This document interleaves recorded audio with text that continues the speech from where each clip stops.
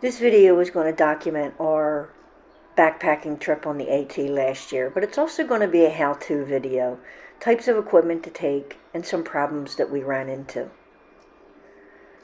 Fortunately, Rick grew up in the mountains, so he's very familiar with the outdoors, and he was also a scout leader for many, many, many years. So none of this was really new to him. Okay, we are documenting our hike in the Appalachian Trail in Pennsylvania. This is going to be an interesting experience for both of us. And honey. How much is your backpack weigh? Mine's about 37, 38 pounds right now, maybe. Okay, and mine's a little less than that because I'm the lightweight. I asked Rick about some advice on tents, backpacks, and he's going to talk about some of that here. If you broke it down to its most minimal element, there are two kinds of backpacks. You have external and internal frame. Almost all backpacks fall into one or the other of those categories. Years ago, they recommended the external frame backpacks were designed more for where you're walking a trail that's relatively level. The design of those backpacks allowed you to walk standing pretty much upright. They also, at the time, most of the external frame packs had a higher carrying volume than the internal frame packs and the ability to actually tie on or strap on a lot of accessories. How do you know what is the right pack for you if it fits? Well, there are stores like REI, Eastern Mountain Outfitters, that a lot of their staff are very, very knowledgeable about packs and fitting them for you. And trust me, they make packs in different sizes because people are made in different sizes, and there's a reason for it. If you have a pack that can't be adjusted for your specific body size, you're going to be uncomfortable. A good backpack that is going to have a hip belt, you're not going to carry all the weight on your shoulders. And it's important that you be able to adjust that pack to divide that weight almost equally between your hips and your shoulders. If you don't, you're going to get too much compression on your spine or too much compression on your pelvis, and it will become extremely uncomfortable over the course of the day. We are getting ready to start the trail. Probably gonna try to hike 5 miles, you said, to the campsite? Yeah, about that. I'm gonna let you see a little bit of my hiking. It's hard, there's so many rocks. I really need to look down. I don't want to fall.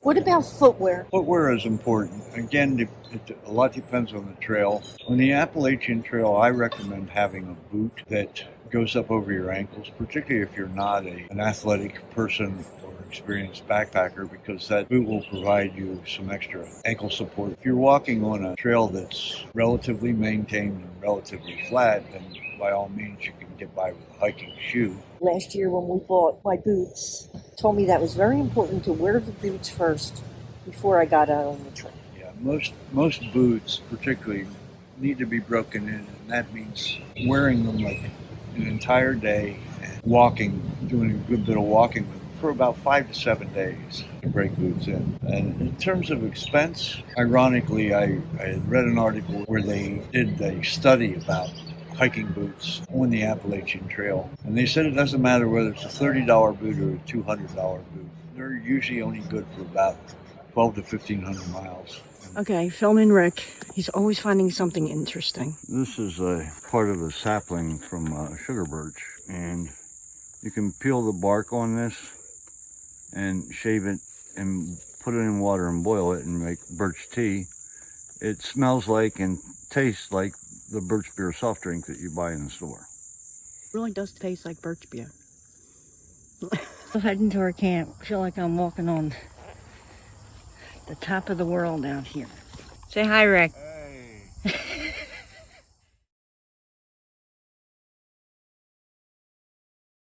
I know you said you have watched some videos of people backpacking and you were, I guess, concerned with not having the right gear. Yeah, one of the things that particularly caught my eye was that some of them are carrying these tents that are way larger than what I would consider an appropriate tent to use for backpacking. What's the concern? The weight? the weight and the size, the bulk.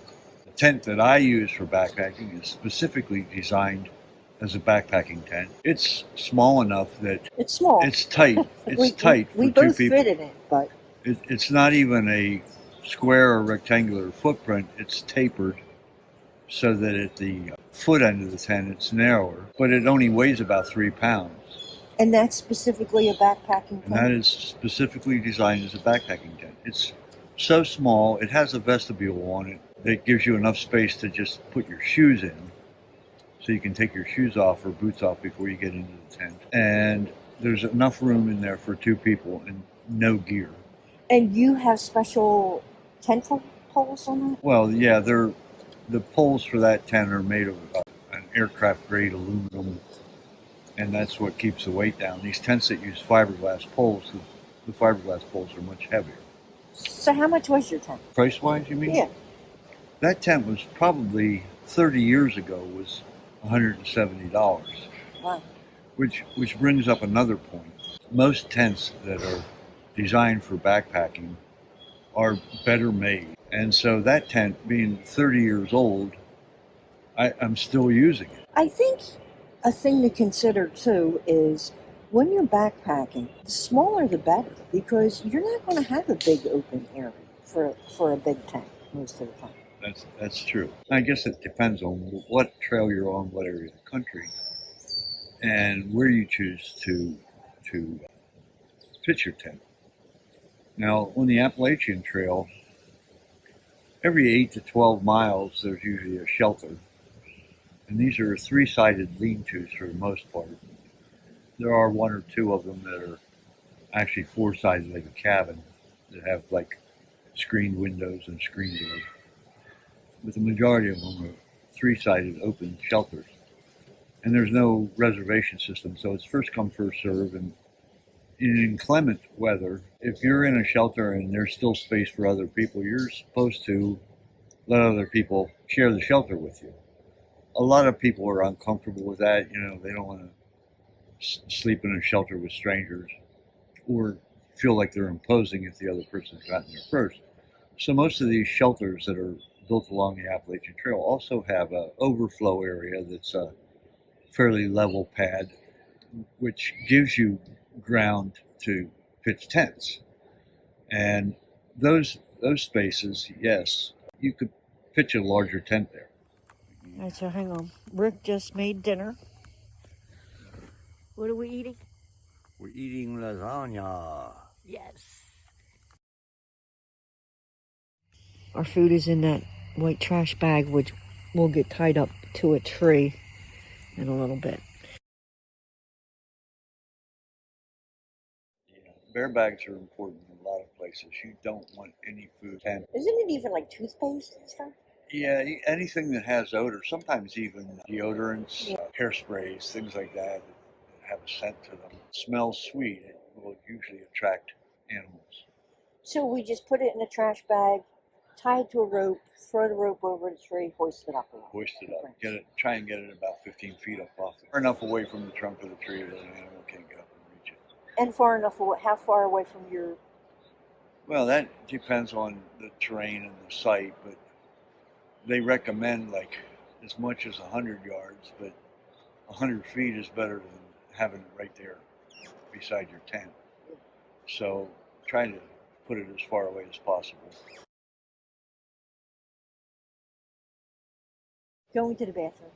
And I actually looked this up. There was a YouTube video on digging a hole and pooping in the woods, and it had a lot of views on this video. We have a little folding shovel. You're going to have to be a little creative with how you take care of that. And the one thing I remember reading was watching in the video was dig the hole before you have to go, so you know. Straight ahead of us is the actual trail, and we ran into a lot of people here, and sometimes they say they have through hikers coming through at night, which would be weird, but they'd be coming through right there.